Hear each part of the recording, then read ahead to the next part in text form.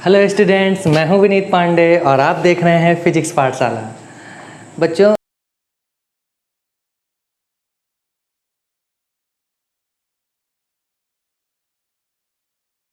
आके देख सकते हैं।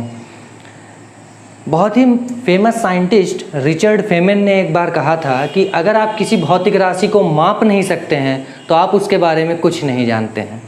कूलॉम का नियम इसीलिए बहुत महत्वपूर्ण है क्योंकि ये बताता है कि दो आवेश जब एक दूसरे से कुछ दूरी पर रखे होते हैं तो उनके बीच में कितना वैद्युत बल आरोपित होता है।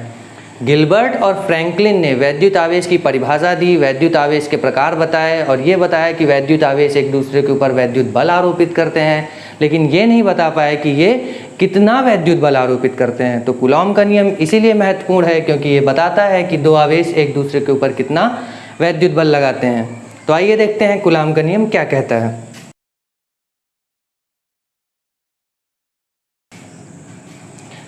याद रखिएगा, कूलॉम का नियम केवल बिंदु आवेशों के लिए है। बिंदु आवेशों का मतलब है कि जब दो आवेश एक दूसरे से इतनी दूरी पर रखे हों कि उनके बीच की दूरी उन आवेशों की साइज की तुलना में बहुत ज़्यादा हो। जैसे अगर ये आवेश आप देखें,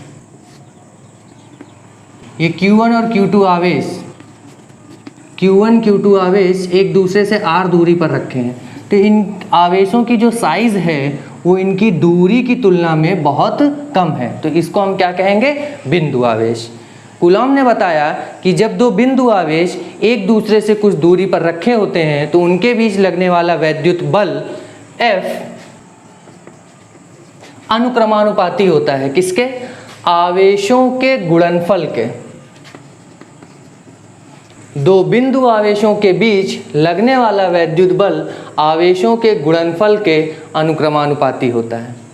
इसके बाद उन्होंने बताया कि इनके बीच लगने वाला बल F आवेशों के बीच की दूरी r के वर्ग के व्युत्क्रमानुपाती होती है, यानी F अनुक्रमानुपाती Q1 Q2, F व्युत्क्रमानुपाती r²।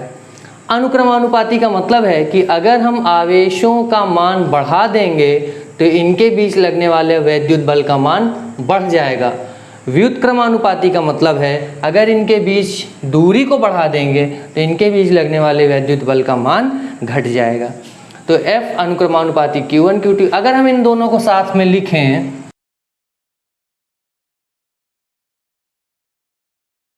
जब भी अनुक्रमानुपाती का चिन्ह हटा के हम बराबर का चिन्ह लगाते हैं तो हमें एक नियतांक लेना होता है और यहाँ नियतांक हम K से प्रदर्शित कर रहे हैं। तो K का जो मान है ये सार्वत्रिक गुरुत्वाकर्षण में आपने जो कैपिटल G पढ़ा था उससे अलग है, क्योंकि सार्वत्रिक गुरुत्वाकर्षण नियतांक माध्यम पर निर्भर नहीं करता है। यानी अगर दो वस्तुएं एक दूसरे के ऊपर गुरुत्वाकर्षण बल लगा रही हैं तो ये इस बात पर निर्भर नहीं करेगा कि उन वस्तुओं को हमने किस माध्यम में रखा है। दो वस्तुएं हैं, आप इनके बीच में कोई ईंट की दीवार या लकड़ी रख दीजिए या इन दोनों को हम किस पानी में लेकर जाएं तो इनके बीच लगने वाले गुरुत्वाकर्षण बल का मान नहीं बदलेगा। लेकिन दो आवेश अगर एक दूसरे से कुछ दूरी पर रखे हैं और इनके बीच का माध्यम बदल दिया जाए तो इनके बीच लगने वाला वैद्युत बल बदल जाता है।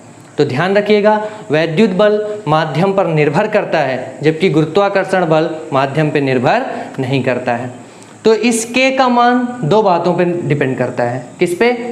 एक माध्यम पे और दूसरा मात्रकों पे। मात्रक आपने कौन सा लिया है? तो अगर हम SI पद्धति का उपयोग करें और इन दोनों आवेशों को हम निर्वात में रखें तो इस K को हम लिखते हैं 1/4 pi epsilon not.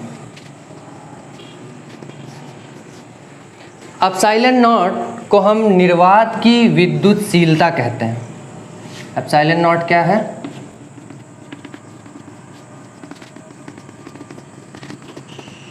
One upon 4 pi epsilon not का जो मान होता है वो अगर हम SI मात्रक लें, SI मात्रक यानी कूलॉम और मीटर में, तो इसका मान होता है 9 × 10⁹ न्यूटन मीटर स्क्वायर प्रति कूलॉम स्क्वायर। एप्सिलॉन नॉट का जो मान होता है वो है 8.85 गुणे 10 की घात -12 कूलॉम स्क्वायर प्रति न्यूटन मीटर स्क्वायर।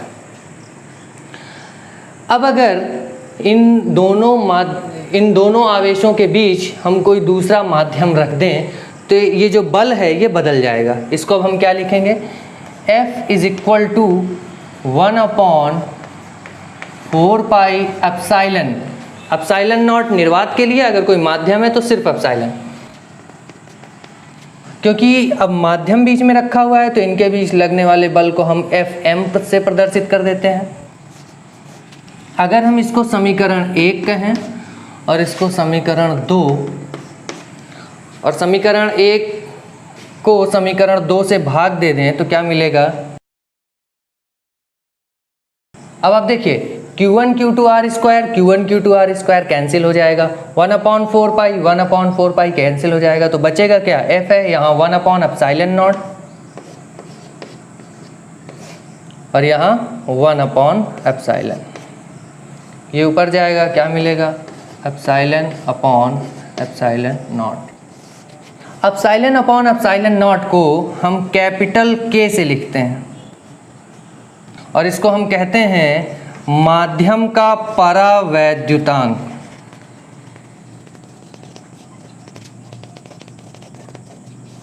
अलग अलग माध्यमों के लिए K का मान अलग अलग होता है। जैसे निर्वात के लिए K का मान 1 होता है, बाकी सभी माध्यमों के लिए K का मान 1 से लेकर अनंत के बीच में होता है, और धातुओं के लिए K का मान अनंत होता है। जैसे कि अगर हम पानी की बात करें तो पानी के लिए जो K का मान है वो 80 होता है, कहीं कहीं 81 भी लिखा होता है। तो आपने देखा होगा कि जब आप नमक को किसी बर्तन में रखकर, सूखा नमक, अगर आप उसको गर्म करते हैं तो वो पिघलता नहीं है, लेकिन जैसे ही आप उसको थोड़े से पानी में डाल देते हो तुरंत पिघल जाता है। ऐसा क्या होता है? आपको पता है कि नमक का जो केमिकल फॉर्मूला है वो क्या है, NaCl। मतलब ये बनता है सोडियम आयन और क्लोरीन आयन। धनावेश और ऋण आवेश ये एक दूसरे को वैद्युत बल के द्वारा आकर्षित किए हुए रहते हैं, एक दूसरे से बंधे रहते हैं। जब हम इनको निर्वात में रखते हैं तो इस वैद्युत बल का मान इतना अधिक होता है कि ये एक दूसरे से अलग नहीं होते हैं, NaCl बना रहता है। उसके बाद जैसे ही आप उसको पानी में डालते हो तो आप देखेंगे K का मान यहाँ पे 80 है, तो Fm अगर इधर लेके आए और K को इधर, तो F का मान क्या मिलेगा, Fm का जो मान है वो F/K के इक्वल है। यानी निर्वात में जो बल लग रहा था उसको जब हम 80 से भाग देंगे तब वो मिलेगा पानी में लगने वाले बल का। तो आप देखेंगे कि जो पानी में वैद्युत बल लगता है उसका मान बहुत ही कम होता है। इस वजह से ये दोनों आयन एक दूसरे से अलग हो जाते हैं और नमक पानी में घुल जाता है। तो आज हमने पढ़ा कूलॉम का नियम। आप कमेंट करके बताएंगे कि आपको ये कूलॉम का नियम समझ में आया है या नहीं आया है। मिलते हैं नेक्स्ट क्लास में।